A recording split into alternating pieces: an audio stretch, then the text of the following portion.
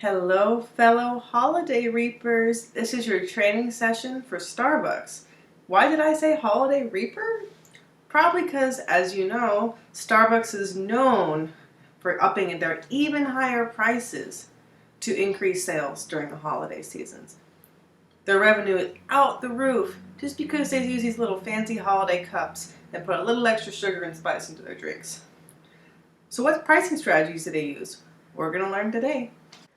This Starbucks pricing project is by Kaylee Hall, Diamante Hernandez, Jiong Hee, Mai Fukawa, and Nancy Gomez.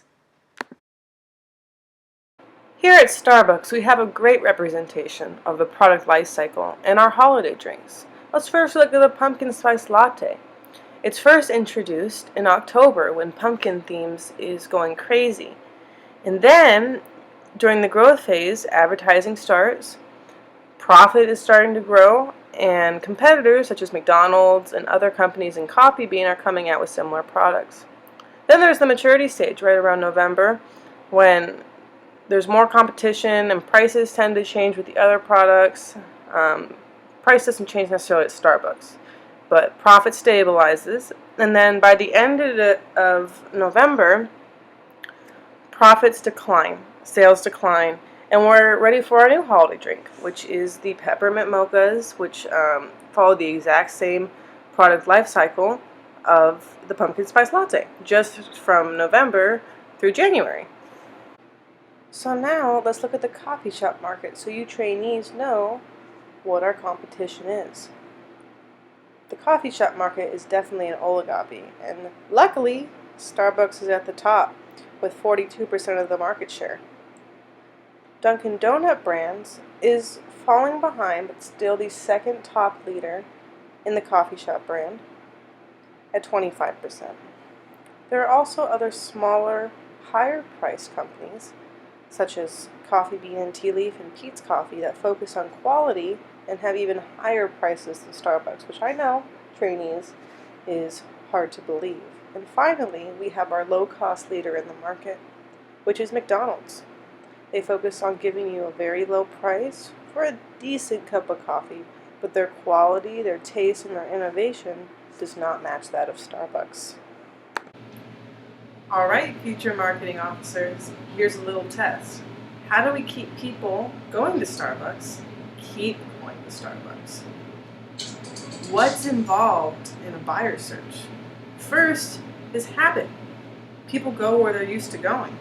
So that's what's going to help us first. Second of all is expertise, what they know, what they've learned about. And we do that with marketing. The next thing is brand uncertainty. Even though Peet's Coffee across the road might make a mean cup of joe, do they know about it? Are they on TV? Do they have a brand like this awesome mermaid that we have? No. We have to keep our brand up, relevant, and on social media. And finally, the thing we have to do, trainees, is what?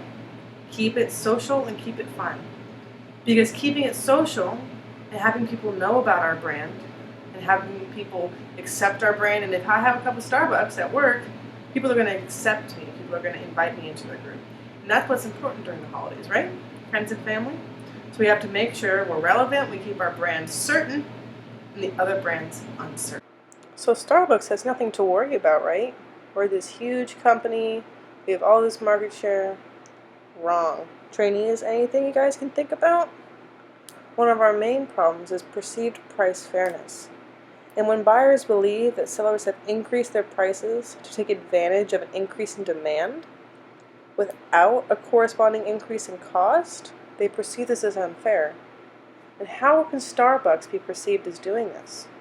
And as we can see in our holiday brands, they're up to almost $1 more expensive than our regular coffees. This isn't always seen as fair. Now, there are more ingredients that go involved, so as long as we market the price to being of more quality and more ingredients, we're going to be okay. We have to make sure our prices are seen as fair, or we may lose our market share and our fan base. So what is the reference price of a Starbucks customer? Is it Coffee Bean, which has extremely high prices, up to 30 to 50 cents more than Starbucks? Or is it something like McDonald's, which can be up to $2 less than Starbucks? We have to think that they have to compare the quality to the price. So most likely Coffee Bean is the closest comparison, or Peet's Coffee, to the Starbucks product. And that puts us in a good spot because we are 30 to 50 cents cheaper than Coffee Bean and Tea Leaf. But if the consumer is not as worried about quality, then we have something to worry about because McDonald's is a low-cost leader in this market, and we have to worry about their very low reference price.